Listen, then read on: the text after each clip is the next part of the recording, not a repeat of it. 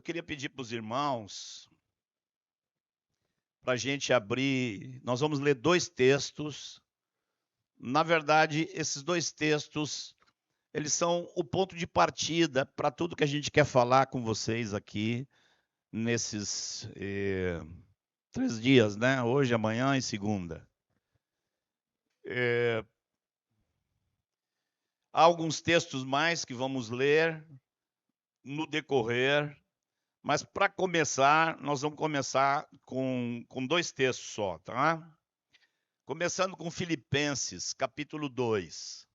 Vou pedir que todos vocês abram. Alguns abrem, outros teclam, né?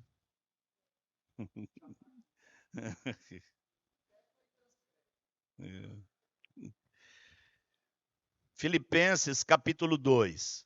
Nós vamos colocar nossa atenção no versículo 15. Mas para não ficar uma frase de pendurada sem sentido, nós vamos começar do 14. Nós vamos ler o 14 e o 15 apenas. Tá? E o 14 aí já fica como uma dica de comportamento para a gente num retiro. Um retiro que às vezes tem barulho, às vezes está muito quente, e às vezes a gente se bate com alguém que faz alguma coisa que a gente não gosta. Já aplica o versículo 14 de saída aí. Tá? Filipenses 2, 14 e 15. Fazei tudo sem murmurações nem contendas, para que vos torneis irrepreensíveis, sinceros, filhos de Deus inculpáveis, no meio de uma geração pervertida e corrupta, na qual resplandeceis como luzeiros do mundo. Vamos ler agora, eu li bem devagarinho para o texto entrar bem forte. Vamos ler todos juntos, um pouquinho mais rápido, eu dou o ritmo aqui, tá? Fazei tudo sem murmurações nem contendas, para que vos torneis irrepreensíveis e sinceros, filhos de Deus inculpáveis, no meio de uma geração pervertida e corrupta, na qual resplandeceis como luzeiros do mundo. Antes de olhar o outro texto, vamos observar aqui um pouquinho as palavras que se destacam. E vamos transformar essas palavras em perguntas para nós mesmos. Eu tenho uma tendência assim, de dizer que não sei o que, levanta a mão. Levanta a mão, alguns ficam encabulados. Eu me esforço para não fazer, mas de vez em quando aí não sei o que, levanta a mão. Vou fazer uma força para não falar, não falar para levantar a mão. Mas você levante a mão para você, dentro da sua cabeça, se a sua resposta é sim. Não preciso eu saber se você levanta a mão, mas você é indispensável que você saiba. E talvez um dos objetivos principais nosso aqui nesses dias vai ser que todos levantemos a mão para tudo. Tá? Ainda que seja só lá dentro, assim. Depois lá fora você fala, chama alguém mais próximo e diz assim, eu levantei a mão aqui, não levantei aqui. Tá bom? Vamos lá. Paulo está falando algo que fica claro que é um alvo, não é algo já alcançado. Se tornar irrepreensível significa não ter nada para ninguém corrigir. Então, nem vamos perguntar, né? Quem aqui pode levantar a mão e dizer, eu sou irrepreensível, eu não tenho nada para me corrigir. Então, essa aí a gente não vai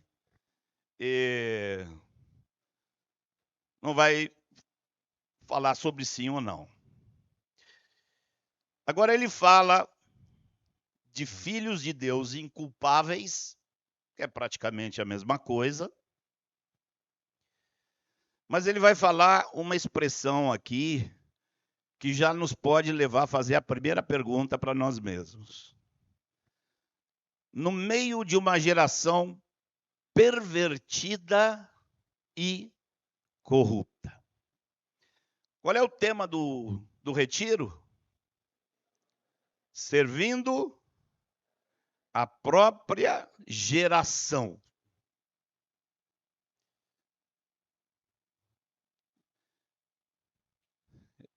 Eu fiquei pensando assim, ontem e hoje de manhã pensei assim, alguém pode pensar, querem me ensinar como viver e servir a minha geração e trazem um velho para me dizer, um velho de sei lá eu quantas gerações atrás?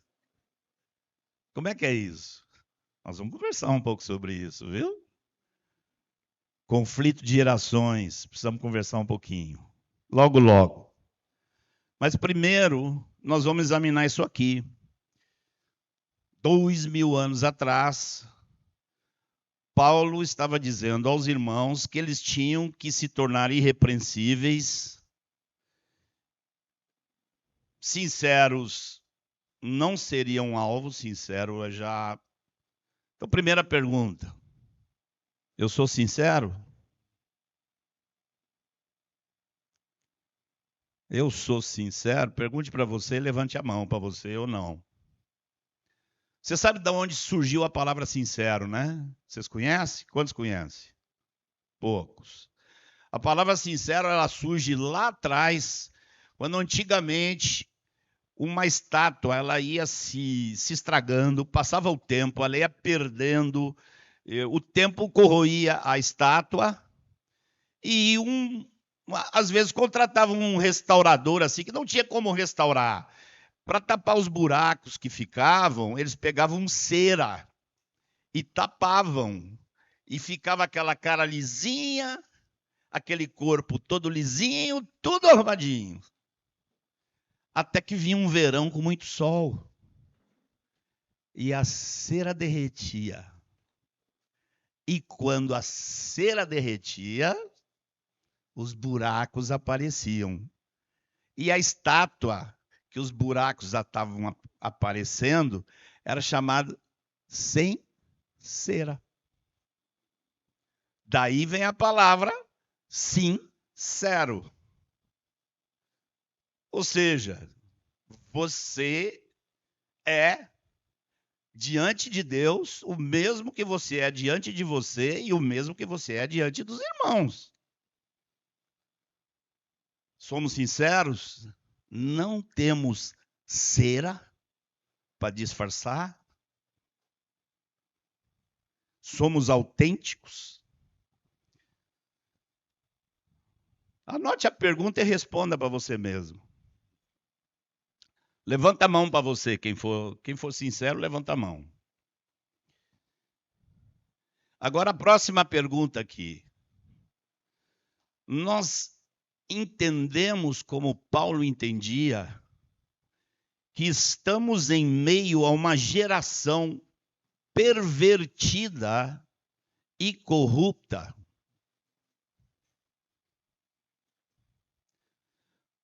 Você tem visto assim, dessa maneira?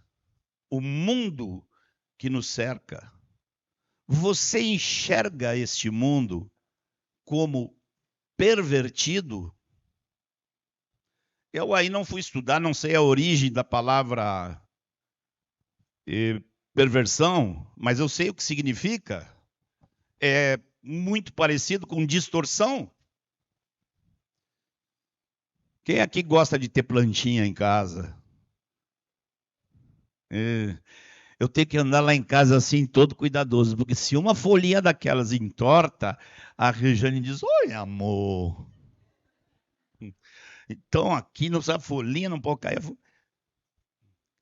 Quantos de vocês gostariam de ter em casa plantas que os meninos fossem lá e torcessem? Tudo.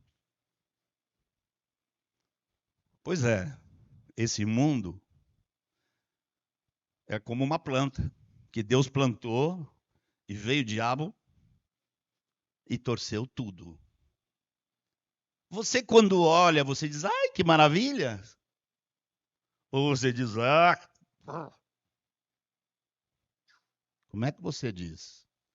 Quem diz, levante a mão para si mesmo.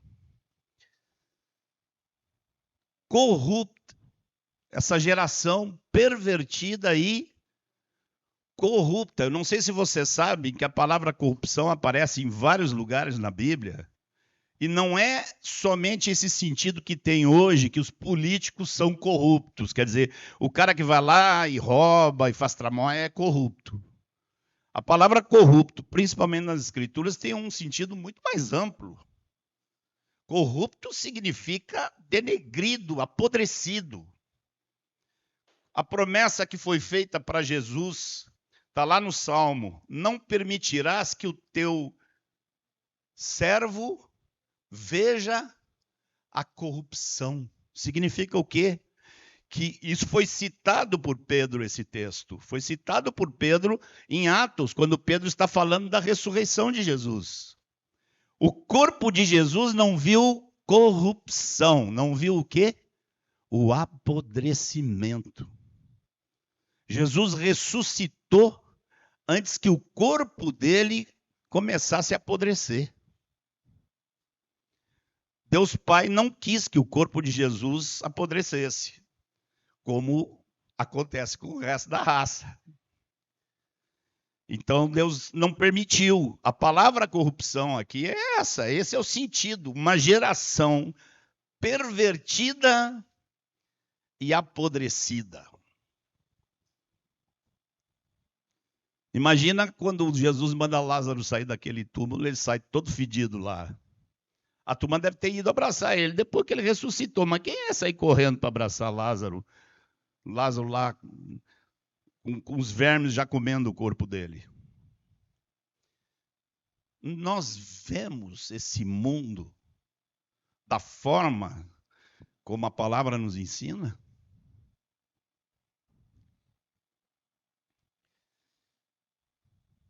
Outra pergunta. Você está vivendo como um luzeiro? Levante a mão para você mesmo, para você mesma. Se a tua consciência testemunha que você está vivendo como um luzeiro, porque diz aqui, resplandeceis como luzeiros do mundo. Pai Santo, quanta coisa nós encontramos num texto tão pequeno da tua palavra. Nós te pedimos que a tua palavra opere em nossos corações esses dias. E que saiamos daqui plenos de respostas sim. Para todas as tuas perguntas, as perguntas que teu Espírito colocar em nossos corações. Gálatas, capítulo 4.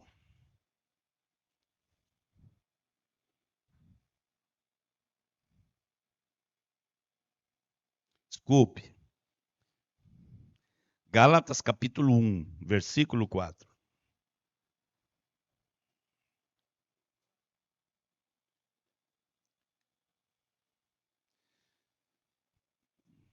Paulo está aqui encerrando a saudação que ele faz, sempre começa as cartas dele com uma saudação. E aqui nós vamos ler desde o versículo 3 também, para não ficar no ar. Aqui diz assim: graça a vós outros e paz da parte de Deus, nosso Pai, e de nosso Senhor Jesus Cristo, o qual se entregou a si mesmo pelos nossos pecados, para nos desarraigar deste mundo perverso. Desarraigar, queridos, significa arrancar com raiz e tudo. Quando nascemos aqui, vivemos aqui e amamos o mundo, criamos raízes no mundo. E o que Paulo está dizendo aqui aos Gálatas é muito semelhante ao que ele disse lá. Ele fala que é um mundo perverso. Perverso já, além de torcido, é mal, né? Perversidade é mais do que torção, é perversidade com maldade. E Paulo está dizendo que o mundo é assim. Você vê o mundo como perverso? Você entende que a obra sacrificial, dolorosa de Jesus não foi só para que você tenha perdão dos pecados e não seja condenado para o inferno? Aqui está dizendo que ele morreu para nos arrancar, tirar pelas raízes deste mundo perverso. Bom, aí voltamos para a pergunta, né? Vem um velho de 70 anos aqui para me dizer como servia a essa geração? Alguém podia perguntar, o que tu sabe aí, tio, dessa geração? Isso nos levaria direto para um assunto que pensam que é da história toda, mas não é. Meio recente. A história do conflito entre gerações.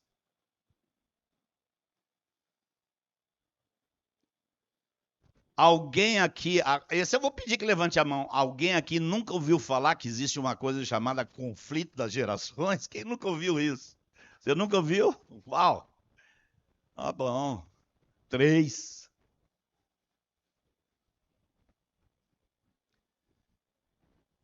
O conflito das gerações, ele é real, ele existe, e nós vamos começar procurando entender isso. Por quê? Para servir essa geração, nós precisamos, antes de tudo, conhecê-la. Segundo, nós, para servirmos essa geração, nós precisamos ser diferentes dela. Senão nós não vamos servir. Nós estamos precisando tanto serviço quanto eles. Terceiro, para servir essa geração, nós temos que aprender a denunciá-la. Quantos de vocês já tinham percebido, já percebeu, que evangelho começa com denúncia? Esse é um tema, às vezes, complicado, porque a gente ouve falar que o evangelho é boa notícia. Eu agora, nessas férias aí de janeiro, resolvi, em janeiro, fevereiro, ler todo o Novo Testamento de novo. Está sendo maravilhoso. Aí eu fui pegar as pregações em Atos, fui anotar o que os apóstolos diziam em cada pregação. Peguei cada pregação de Atos e estudei. Muitas delas começam com o dedo na cara. O que você acha da primeira pregação de Pedro em público? Como é que ele encerra? Por isso, irmãos queridos, a vitória do Senhor está conosco hoje e pode contar com a bênção do Senhor na sua vida. Foi? Como é que ele encerra? Ó, gente, esse Jesus aí que vocês mataram, que vocês crucificaram, ele é o Messias, o Senhor e é o Cristo. E agora para vocês? Olha o tamanho da denúncia. Quando eles entram no mundo gentil, onde havia muita idolatria. Então nós temos que conhecer essa geração, nós temos que ser diferentes dessa geração, nós temos que denunciar essa geração e nós temos que apontar o caminho para eles. Vamos ver se até segunda-feira a gente consegue cobrir esse trajeto, tá bom? O conflito de gerações, queridos, ele existe, ele é real, mas ele é muito maior hoje do que antigamente. O conflito de gerações, ele acontece no plano pessoal, ele acontece no plano tecnológico e ele acontece, acima de tudo, no plano moral. Vamos ver rapidinho para não navegarmos muito com isso. Mas no plano pessoal é simples demais. Depende dos pais. Quando os pais não dão atenção, conflito de geração. Quando os pais não fazem amizade com os filhos, conflito de geração. Isso não é novo, isso sempre existiu na história humana. Os filhos não podem ser responsabilizados por esse tipo de conflito. Muito conflito de gerações acontece dentro de casa, mas porque os pais não tomam a iniciativa que deveriam.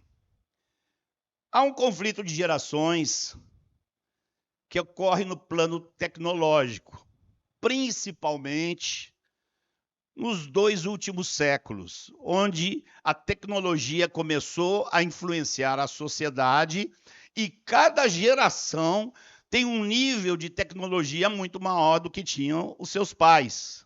Tá? Isso cria uma diferença, mas isso nunca gerou conflito, nem é correto chamar isso de conflito. Por quê? Porque, em geral, os pais, com relação a essa questão, os pais entendem que há uma mudança tecnológica e querem, e colocam seus filhos para estudar. Os pais querem ver a ciência progredindo, a medicina progredindo, e querem ver seus filhos envolvidos nisso. Então, existe diferença de mentalidade, mas não conflito. Agora, o maior conflito está no plano moral. As gerações são, desde que o mundo é mundo, moralmente diferentes. No entanto, nos últimos 200, 300 anos, esse processo acelerou demais. Amanhã, se o senhor permitir, nós vamos falar bastante sobre essa geração, as coisas que a gente pode ver. Agora, eu queria dizer para vocês que na história humana, nunca houve uma geração, exceto em casos de avivamento, quando Deus atua num país por meio do evangelho, como fez na Europa, como já fez nos Estados Unidos e como fez em muitas nações do mundo. Quando Deus entra com o evangelho, pode, nesses casos, haver uma geração que se torna mais santa que a anterior. Mas, excetuando essas ações de Deus, toda a história demonstra que a diferença moral para a próxima geração é sempre para pior. Sempre.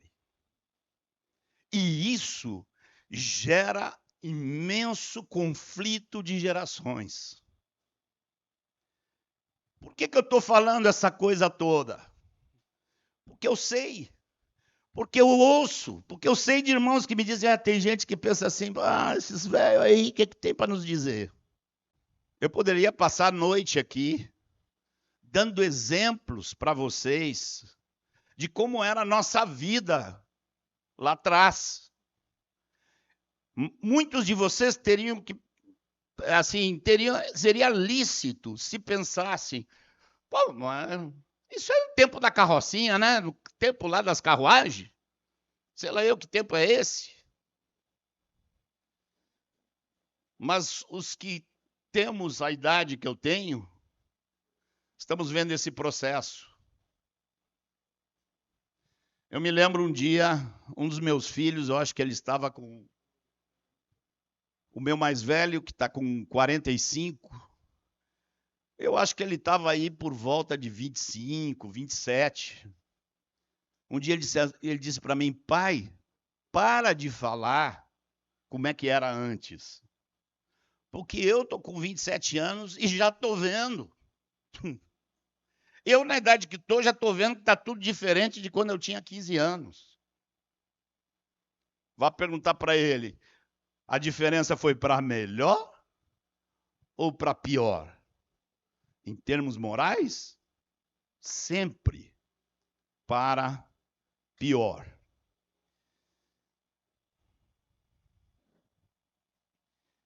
Então,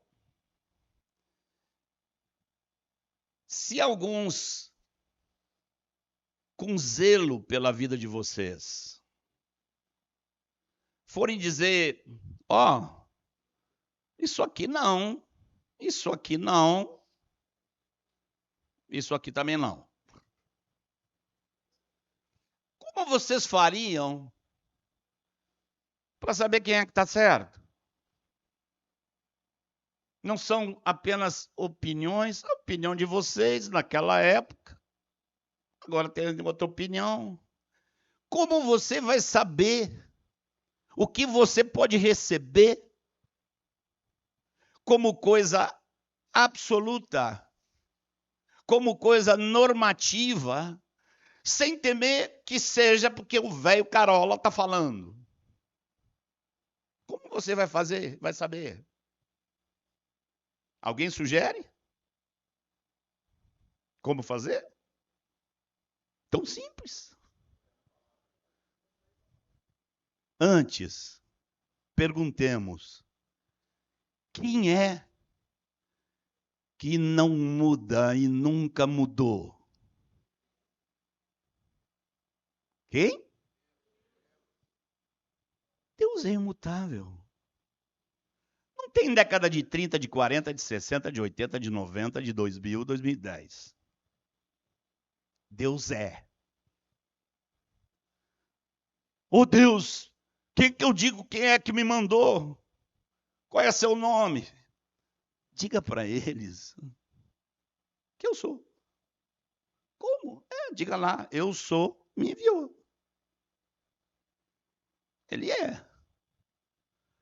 Algum filme vai ensinar para Deus como é que é a melhor coisa para fazer? Algum influencer vai dizer para Deus, ó Deus, aqui é melhor assim. Quem instruiu Deus? Quem deu sabedoria a Deus? Quem aconselhou Deus? Quem diz para Deus o que é correto e o que é inaceitável? Deus.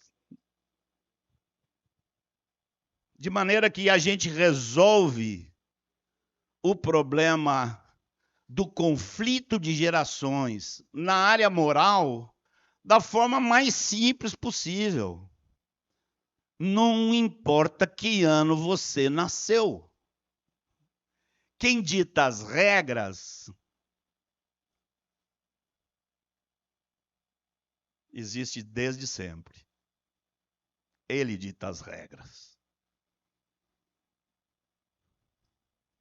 E não tem gente mais sabida do que ele que possa te dar qualquer dica.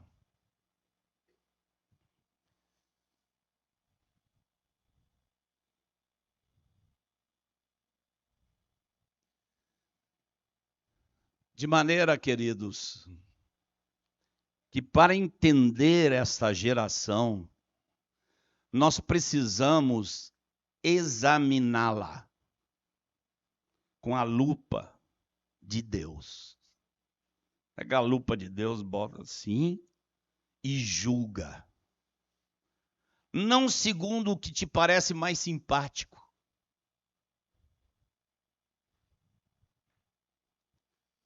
Acontecem algumas coisas, às vezes alguns me contam de coisas que acontecem dentro da igreja que eu coço a cabeça assim, tenho dificuldade até para acreditar. Quando ali na 2016, 2017, Deus me mandou estudar sobre história da geopolítica para dizer alguma coisa para a igreja. Eu briguei muito com Deus porque eu não queria. Eu sempre detestei esse assunto. Foi uma luta. Mas eu me lembro, às vezes me chegava uma notícia assim, não é que eu tenho que dizer alguma coisa mesmo? Um dia um irmão me perguntou assim, me disse, um desses da idade de vocês que me chama de tio, né? Tio, Outro dia, uma irmãzinha veio me perguntar, mas está errado fazer aborto em caso de estupro? Aí eu disse, como é que é? Não, irmã, mas não, é uma irmã, congrega conosco, cresceu no nosso meio. Ela tem dúvida se está errado ou não está errado fazer o aborto. Coitadinha da menina lá, a menina está com 10 anos, foi estuprada, foi abusada, a menina não tem culpa de nada. Sim, quem tem culpa? O que não pode falar nada, ela não pode nem levantar o dedo. Está lá dentro do útero, nem sabe o que estão tramando contra ele, para ter oportunidade de dizer, ei gente, eu também não, eu quero viver. Da onde vem isso? Da onde vem uma dúvida dessas?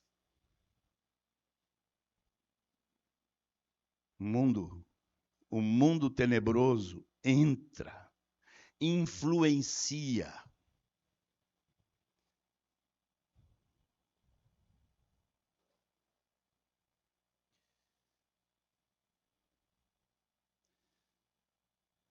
Eu queria falar com vocês agora, ainda nessa noite, um pouco de tempo mais, não vou me alargar hoje.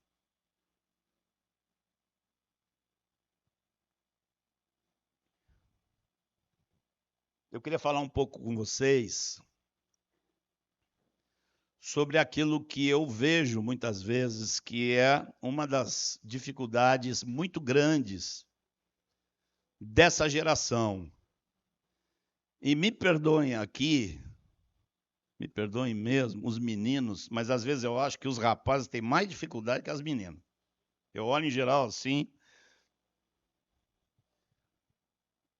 Deixa eu dizer para vocês, isso aqui eu vou falar talvez mais largo amanhã. Muitos de vocês não imaginam, não sabem o que a tecnologia está fazendo, não só com os seus hábitos, mas com os seus neurônios. Muitos de vocês não sabem isso. A primeira vez que eu ouvi do que as redes sociais estavam produzindo no cérebro humano, no cérebro, não é no pensamento simplesmente, é no cérebro, fisicamente. Tem 10 anos ou mais. Um livro de um neurologista dizendo como estava se desenvolvendo o cérebro dessa geração.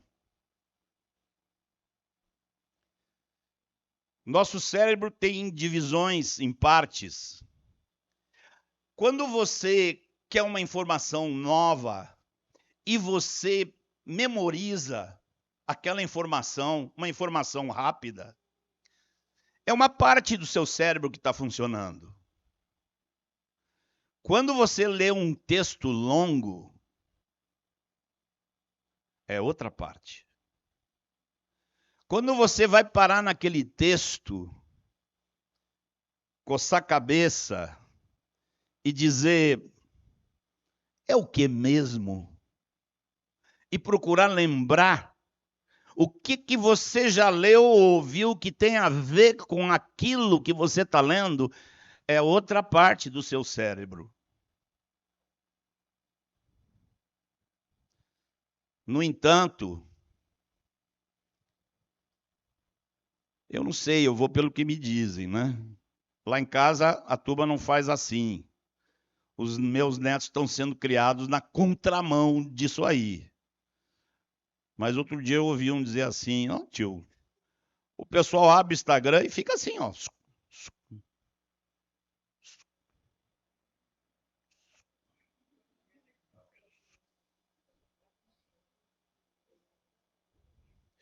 E eu estou fazendo o cara meio de quê mesmo?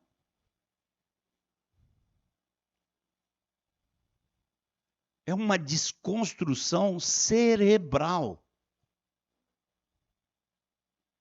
É uma desconstrução neurológica. E isso estão dizendo há anos. Não é de agora. Você fica tão viciado naquele negócio que você não quer saber de nada, que você tenha que parar, pensar, depois pensar de novo, pensar outra vez e examinar. E é impossível você entender as Escrituras assim. As Escrituras não foram dadas para ser tratada dessa forma. Qual é o versículo de hoje? Que maravilha! E hoje? Que bênção! Não, meu irmãozinho, não é assim. Eu não estou aqui apenas para animá-los. Eu estou aqui também para desafiá-los. E ouso dizer mais: aos que aceitarem o desafio, vão ter meu comprometimento de ajudar. Eu estou disposto a ajudar. Eu estou disposto a ajudar. Eu estou disposto a servir vocês. Você sabe por que eu estou aqui? Sabe por que eu estou aqui? É que tem uma pessoa que eu lembro toda vez que eu acordo. Meu Senhor Jesus. E no meu coração eu começo a dizer: te amo, te amo. Aí o dia vai passando, ele olha para mim e me ama? Apacenta minhas ovelhas. Me ama mesmo? Vai cuidar do meu rebanho.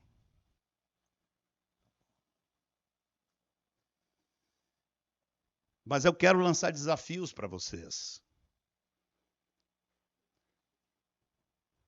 O primeiro vem agora. Quem vai abandonar a mentalidade e a vida de rede social para aprender a estudar. Amar o estudo. Gostar. Eu aprendi com um professor, sei lá eu do quê. Eu aprendi um negócio que eu disse: esse negócio está bom demais. E resolvi passar adiante. Esse professor ensina sobre o estudo, e aqui nós não estamos falando só sobre estudo da Bíblia. Isso que eu vou dizer aqui agora, isso vale para qualquer tipo de estudo. Aquele estudo que você precisa para progredir profissionalmente, isso aqui funciona. Alguns de vocês acho que já me ouviram falar, porque eu acho que eu já falei isso lá no galpão. A diferença entre entender, apreender e compreender. São três coisas completamente diferentes. E eu vou explicar isso para vocês, porque vai fazer parte do desafio que eu vou fazer a vocês na segunda de manhã, se o Senhor permitir.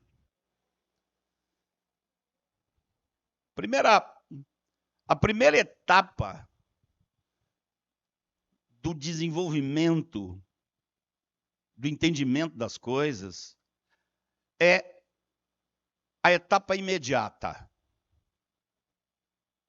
Aqueles de vocês que estão fazendo um esforço para prestar atenção no que eu estou dizendo,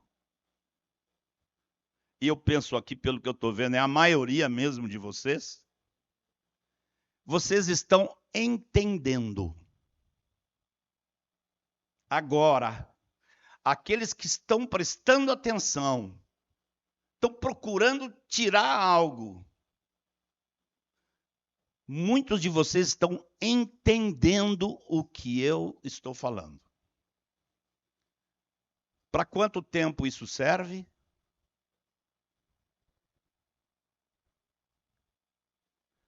Até você dormir.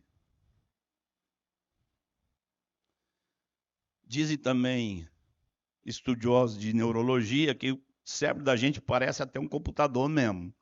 Porque tem uma área de memória fixa e tem uma área de memória auxiliar. E que tudo que você vai ouvindo hoje vai entrando naquela memória auxiliar. Não está gravado na sua memória para sempre. E é quando você vai dormir que o teu cérebro começa a pegar as coisas que você ouviu hoje e jogar lá na sua memória, que amanhã, depois da manhã, você vai lembrar. Isso que funciona assim. Ocorre que você ouviu muita coisa hoje. Teve muita conversa. Você conversou com meio mundo de gente, ouviu os irmãos, teve pregação hoje de manhã, que não teve? Teve pregação hoje de manhã, teve conversa, teve oração, agora estamos aqui de novo. É o que teu cérebro vai passar mesmo? O que tem mais chance de o teu cérebro gravar é aquilo que você revisa. Se você faz anotações e antes de dormir, você começa a ter uma disciplina de revisar o que você entendeu. Entendeu? Anotou? Revisa. Quando você revisa,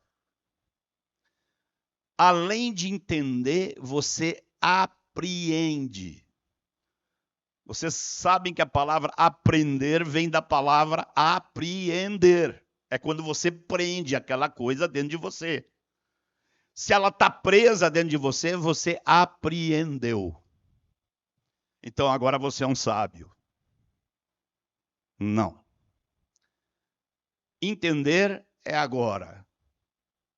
Apreender é no dia a dia com disciplina. O terceiro nível é compreender. E quanto tempo precisa? Anos. Anos. 2, 5, 10, 2 décadas, 3 décadas.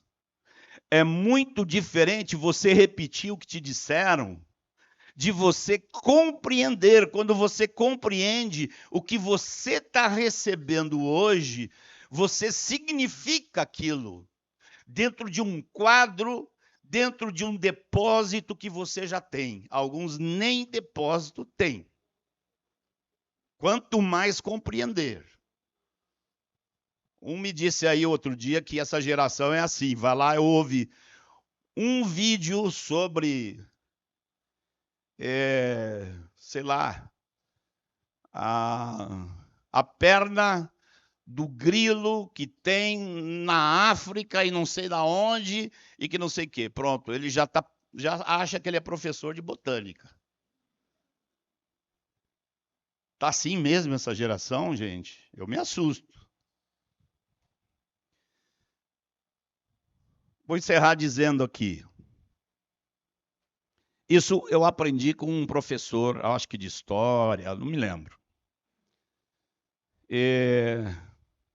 Eu posso garantir para vocês que esse professor não chegou no clímax. Entender, apreender e compreender não é o máximo.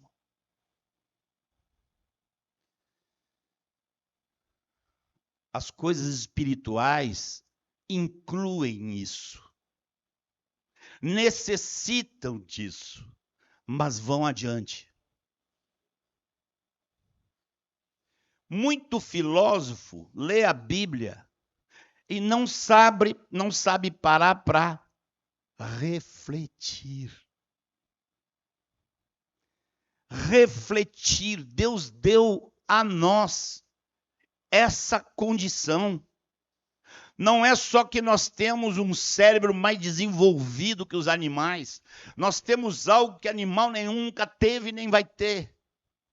A capacidade de reflexão, de exame de consciência. Por que eu comecei aqui perguntando? Quem aqui pode dizer que está sendo luzeiro? Estou querendo ajudar vocês a fazerem exame de consciência. Queridos, sem exame de consciência, nós não vamos nunca a lugar nenhum.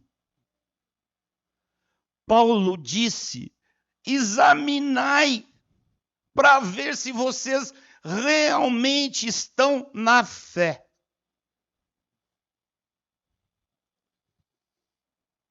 Vamos examinar nossa consciência esses dias. Vamos olhar para as loucuras que existem ao nosso redor. Eu, quando fiquei convicto que eu tinha que começar a falar dessas coisas, eu comecei a fazer uma lista. Quando eu cheguei, e vou encerrar com esse último tópico aqui. Quando eu cheguei em Camboriú, ano passado, nunca tinha ido a Camboriú, e estava orando, e estava com muitas dessas coisas como carga.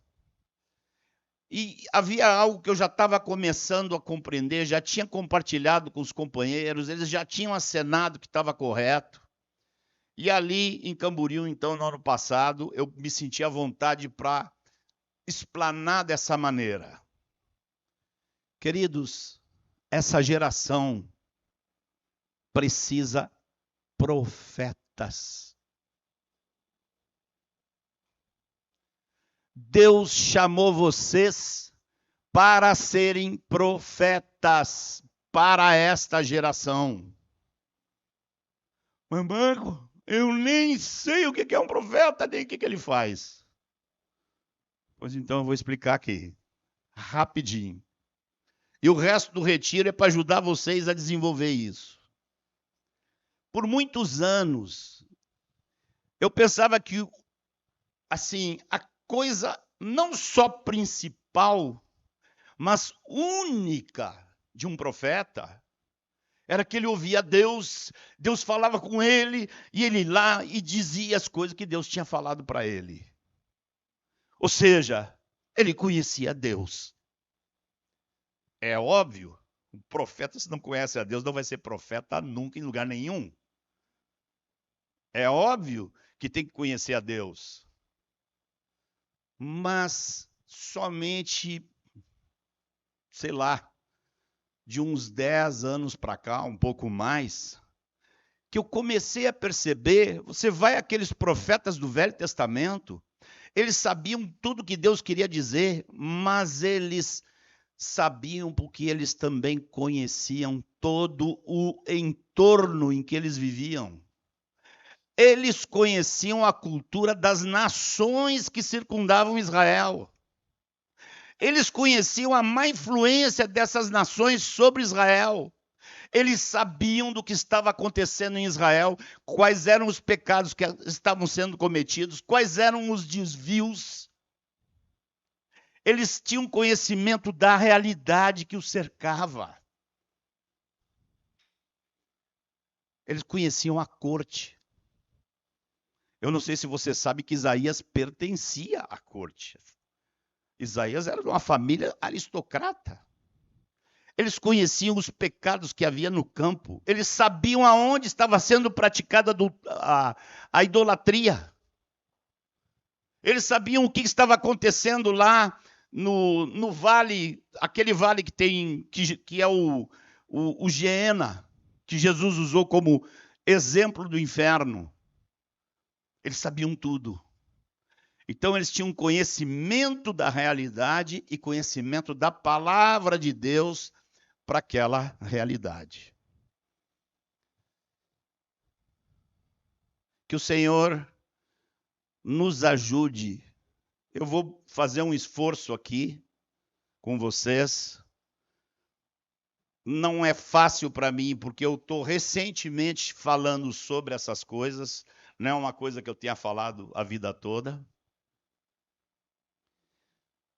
Mas que o Senhor nos ajude amanhã, depois, para nós entendermos na mente dele por que ele diz que esse mundo é pervertido, apodrecido, corrompido. E que ele tenha misericórdia de nós, para que nós vejamos as coisas como ele vê. Que os nossos olhos sejam guiados pelos olhos dele. Que o nosso juízo seja um juízo que segue o juízo que ele tem das coisas. Que nós abominemos o conselho dos ímpios. Que nós desprezemos o que Deus despreza. Que nós não amemos o que Deus não ama. Para ver se segunda-feira nós pudemos todos juntos entender o que estava no coração de João. Quando disse: filhinhos, não ameis o mundo, nem as coisas que há no mundo. Porque tudo que há no mundo, a concupiscência da carne, a concupiscência dos olhos e a soberba da vida, não procedem do Pai, mas do mundo. Aquele que ama o mundo, o amor do Pai não está nele. Senhor, queremos ser como filhos de Deus irrepreensíveis. Queremos ser luzeiros deste mundo, Senhor. Mas antes de tudo te pedimos, ajuda-nos a ver esse mundo da mesma forma que tu o vês.